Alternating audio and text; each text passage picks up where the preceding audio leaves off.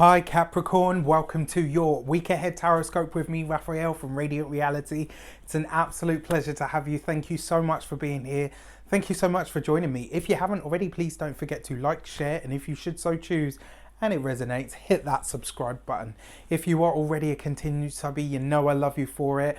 With that said, if you would like to book a personal tarot reading with me, you can do so on the website address below. And if you want to become a member and get all of those yummy extra perks, then please sign up, hit the join button, see what perks and privileges you like, and sign up for that. So anyway, I would like to bless all of my decks of cards with all forms of love, light, peace, prosperity and abundance, and I pray that the messages that come through are ultimately clear and concise and they help you on your path to your highest vibrational good. So let's have a look, see what the week ahead has in store for you. What is the destiny card for the week ahead for you guys? And this week you got the Hanged Man, right? So this week you're taking it easy, Capricorn, especially after the lunar eclipse that you guys had. You know, you can take time, you can do this whole thing of decompressing now. And now that you've had that activation take place, now is the time to start assimilating it. Now is the time to allow that to effectively sink into your being and filter out from you, right? This is where your soul, or the essence of who you are, now starts to make sense of the experience that it's already had. When you have a lunar eclipse in your sign, it tends to really hit you very, very deep. It hits you in the depths of who you are, in your feelings, in your thoughts, in all of the stuff, you know, that you don't necessarily consciously look at all of the time.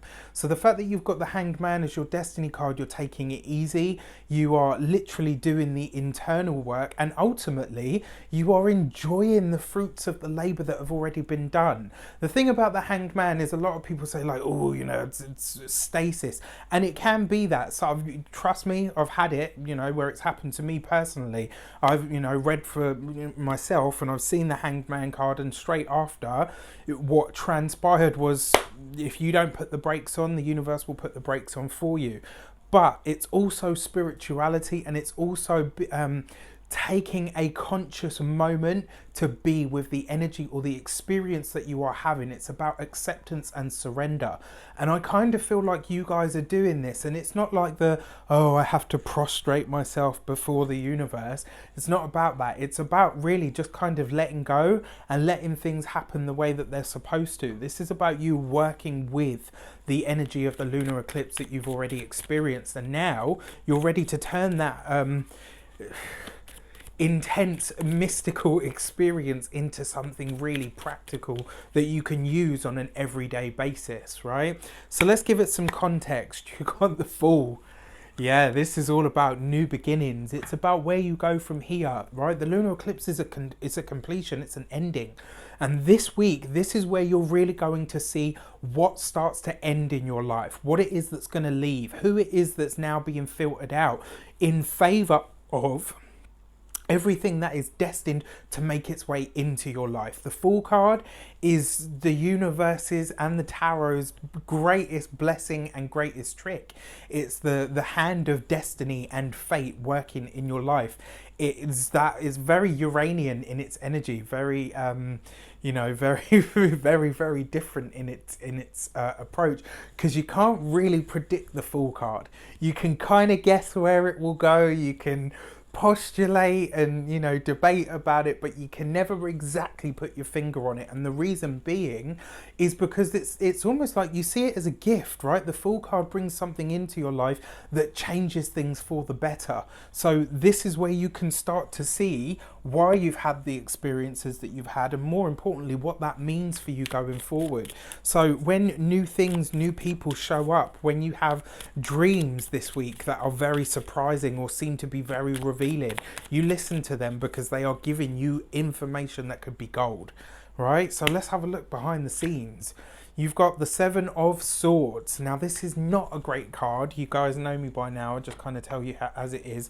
And the fact that you've got this in your insight card, I'm going to be honest with you, Capricorn, this week do not dip into, do not allow that moment of self-deception, right? You have this brand new beginning on the horizon. You've got something or someone new coming into your life. You've got the Hanged Man, is basically you're assimilating all of that lunar eclipse energy that you've had, right? And this whole month of madness as well that we've all experienced. And this Seven of Swords in your insight, which is behind the scenes, is basically saying you now have a choice to really rewrite things in your life. Are you going to do this whole thing where it's like, well, nothing needs to change, everything can just stay the same? Are you really going to lie to yourself that way? You know, because the Seven of Swords is about lies, it's about deceit. And because of the cards that you already have here, I feel like this is about self-deceit.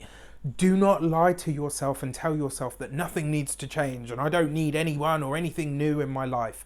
Don't fall into that trap, you know. And you know me, guys, I very rarely tell you what you should do and what you shouldn't do, because it's not my place. All I give you, I'm a guide, right? I give you a certain amount of information to in order for you to make informed decisions. But with this, I've got to say to you, don't do that self-deception thing. Don't put yourself in that place where you start to believe the old crap, right? That stuff is coming up now so that you can purge and burn it out, right? So that you can purge and burn it off.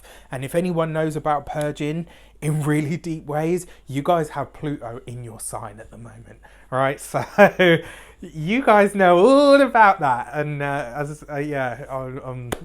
anyway, I wish you so much abundance of all of those amazing things in life. Please, if it's not too personal, let me know what it is that I've picked up on and touched on for you guys. I really love it when you share with me, because it shows me, one, how the cards and, you know, my reading of them is accurate, and two, it's a way for me to connect with you, and I really like doing that. So please do so. Take care, have a fantastic week. I'm babbling.